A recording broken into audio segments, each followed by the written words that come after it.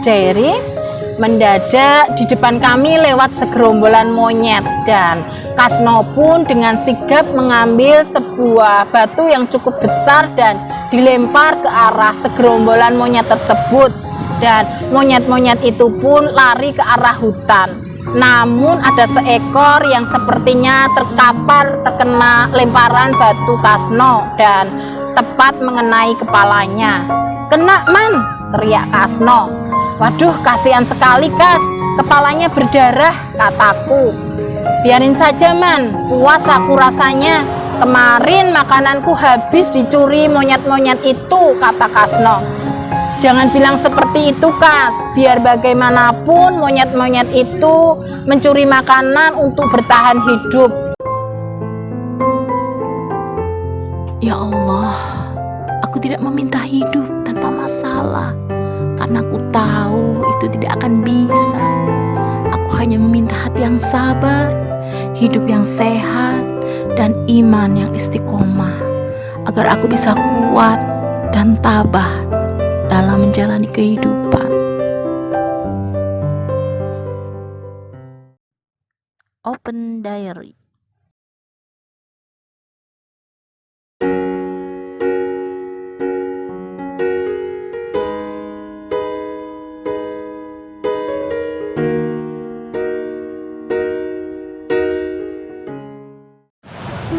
Assalamualaikum warahmatullahi wabarakatuh.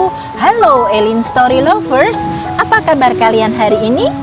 Pada kesempatan kali ini saya akan membawakan sebuah kisah yang dikirim oleh Mas Salman di Kebumen, Jawa Tengah. Diary, kisah ini terjadi sekitar tahun 92. Semoga kisah yang dialami sahabatku ini ada hikmahnya dan bisa menjadi pelajaran bagi kita semua. Malam itu jadwalku ronda bersama Kasno dan Surip.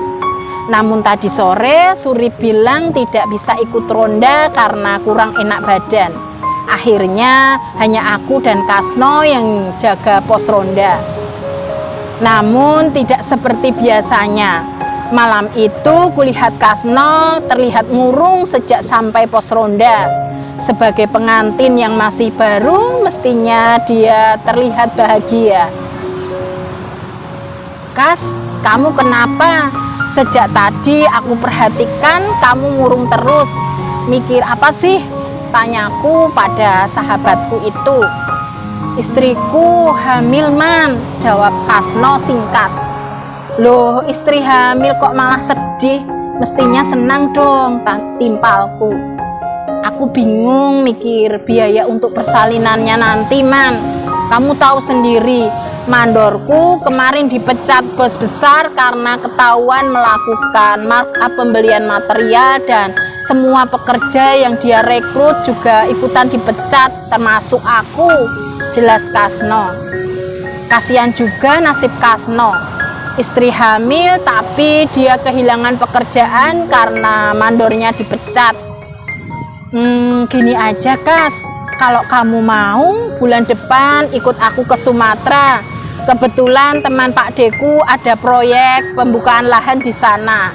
Kemarin aku ditawari dan kalau bisa cari teman karena pekerja yang dibutuhkan masih kurang," jelasku.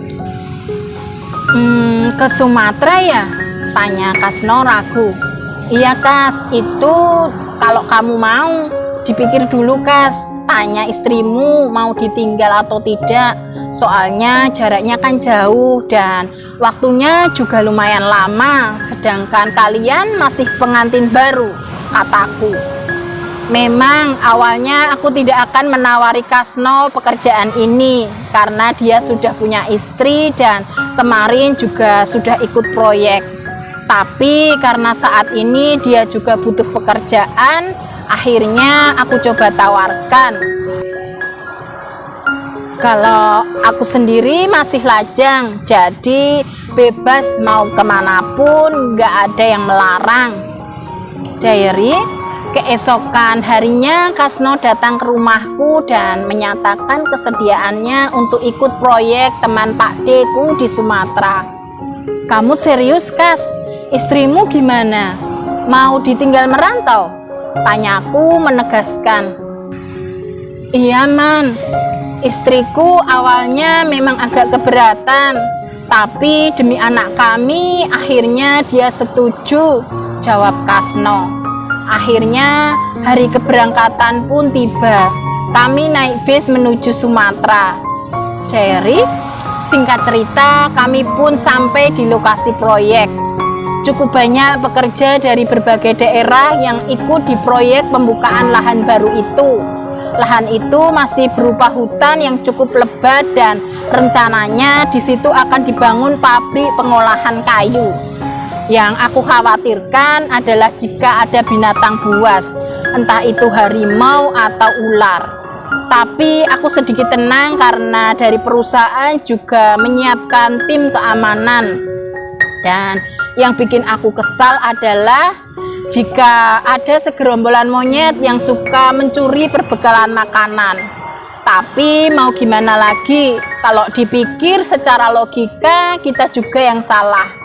Sudah merusak tempat tinggal mereka sehingga mereka akhirnya kehilangan tempat tinggal dan kesulitan untuk mencari makan. Kas, kamu harus hati-hati. Kalau bisa jangan membunuh binatang. Ingat, istrimu di rumah sedang hamil. Kata orang tua, kalau istri sedang hamil dan suami melakukan hal-hal tidak baik, bisa berdampak pada bayi yang dikandungnya. Kataku pada Kasno ketika kami sedang ngobrol di depan mes saat libur kerja. Ah, masa sih Man? Mitos itu, bantah Kasno.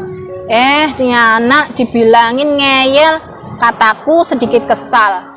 Ya, nggak masuk akal Man. Apa hubungannya coba? Istriku di rumah, jauh dari sini.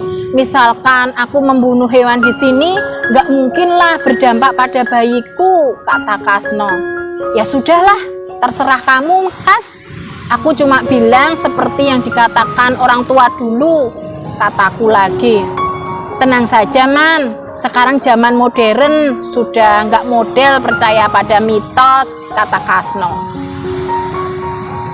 Cherry, mendadak di depan kami lewat segerombolan monyet dan Kasno pun dengan sigap mengambil sebuah batu yang cukup besar dan dilempar ke arah segerombolan monyet tersebut, dan monyet-monyet itu pun lari ke arah hutan. Namun ada seekor yang sepertinya terkapar terkena lemparan batu Kasno dan tepat mengenai kepalanya. Kena Man, teriak Kasno. Waduh, kasihan sekali Kas, kepalanya berdarah, kataku. Biarin saja Man, puas aku rasanya. Kemarin makananku habis dicuri monyet-monyet itu, kata Kasno. Jangan bilang seperti itu Kas, biar bagaimanapun monyet-monyet itu mencuri makanan untuk bertahan hidup karena tempat tinggal mereka tergusur proyek-proyek, jelasku. Sudahlah Man, kamu kok baperan gitu, kata Kasno. Ya udah, kita kubur monyet itu Kas, kataku. Kami pun mengubur monyet itu. Bagian kepalanya ada yang pecah terkena lemparan batu dari Kasno. Cherry, tak terasa setahun sudah kami bekerja di proyek itu dan sudah waktunya kami kembali pulang. Karena kami hanya kontrak kerja selama 1 tahun. Dan informasi yang aku dengar dari Kasno, istrinya sudah melahirkan dengan selamat seorang bayi laki-laki. Akhirnya kami pun sampai di kampung halaman.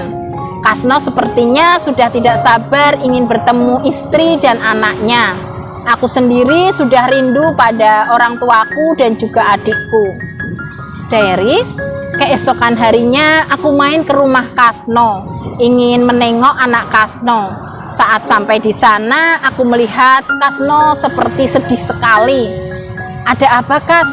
Kok wajahmu sedih gitu? Mestinya kan gembira sudah bertemu istri dan anakmu.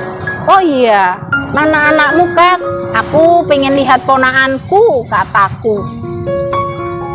Belum lagi Kasno menjawab pertanyaanku, istri Kasno muncul dari dalam rumah dengan menggendong anaknya.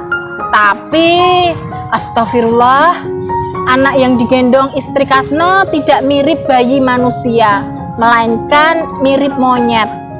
Rupanya kondisi anaknya itulah yang membuat Kasno nampak sedih.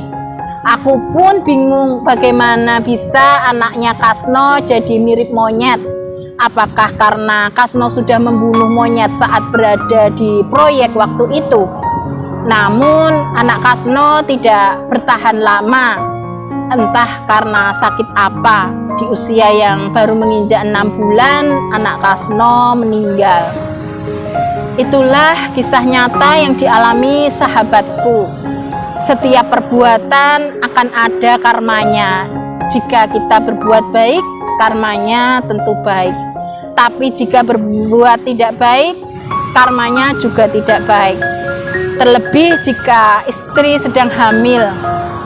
Entah mitos atau bukan, seyogianya suami memperbanyak berbuat baik, baik itu ke sesama manusia maupun makhluk hidup lainnya termasuk hewan.